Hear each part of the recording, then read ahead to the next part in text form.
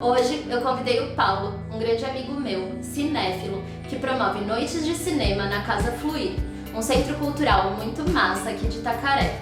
Ele vai trazer pra gente 3 dicas de filmes muito legais pra gente repensar o nosso consumo.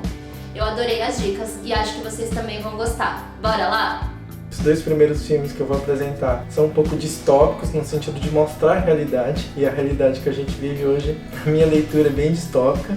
Mas o terceiro filme traz pouco dessa esperança e espero que vocês gostem. Assim, é um filme que eu considero essenciais para pensar tanto uma coisa estrutural desse consumismo e o quanto que isso está caminhando, como a humanidade está construindo uma relação pouco afetiva, pouco realista do que é o mundo, né? Porque a gente é uma espécie.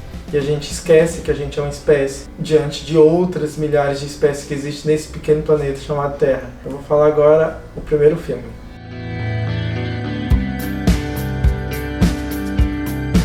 Então, a primeira dica de filme é um filme de 2007 que chama A História das Coisas.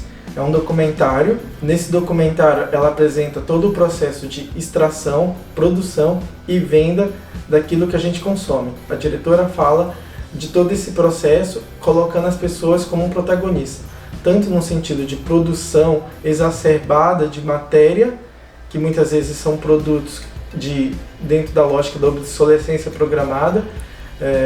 A gente compra um celular hoje em dia, esse celular tem uma durabilidade muito inferior ao que os primeiros celulares teriam.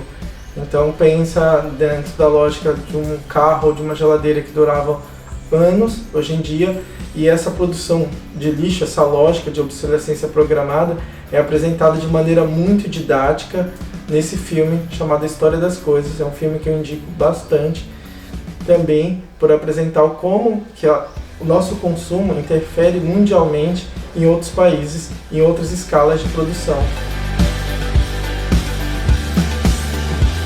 O segundo filme é um filme de 2015, chama The True Cost, O Verdadeiro Custo, seria a tradução. E é um filme que é muito interessante você assistir logo depois que você vê A História das Coisas, porque é a materialização do que você vai ver no primeiro. Como o filme trata, basicamente, de como a indústria têxtil e essa fast fashion, que são roupas que são produzidas em largas escalas por um preço muito barato, mas o quanto que esse valor que a gente paga, ele reverbera não só no meio ambiente, como na relação da produção das pessoas que produzem. Pessoas que passam o dia inteiro para ganhar cerca de $1 ou $2 por dia de trabalho.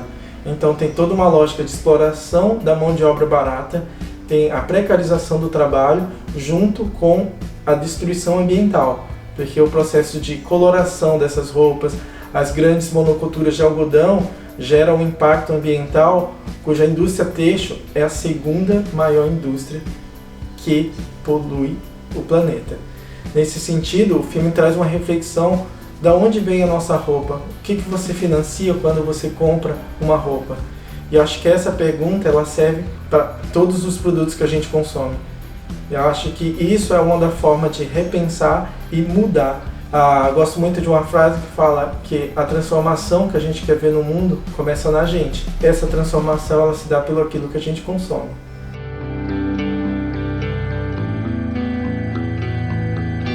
O terceiro filme é um filme de 2014, chama O Sal da Terra. É um filme biográfico, um documentário biográfico sobre a história do Sebastião Salgado, fotógrafo brasileiro que teve sua trajetória ligada à fotografia social, documental. A trajetória dele vai pelas precariedades da relação de trabalho, desde o trabalho em Serra Pelada, que foi uma das maiores intervenções humanas depois das pirâmides, se eu não me engano, foi a maior concentração de homens trabalhando simultaneamente no mesmo espaço. Tanto que era uma serra e virou um vale, de tanto o impacto ambiental que a exploração do ouro gerou nesses espaços. Mas eu não quero falar especificamente sobre esse trabalho, mas eu quero falar da esperança que a arte possibilita, né? Porque o Sebastião Salgado, depois de se deparar com misérias, com situações de exploração em diversos níveis, ele foi em busca de apresentar soluções, não soluções, mas apresentar formas de lidar com todos esses desastres, que é, primeiro, a arte, que é um caminho que eu adoto para mim e que eu recomendo, seja a música, seja a fotografia, seja vídeo, seja o que você se interessa. Acho que é a maneira de amenizar toda essa distopia, todo esse caos que a gente tem vivido, mas também uma arte que tem um cunho social. O trabalho Gênesis é muito interessante.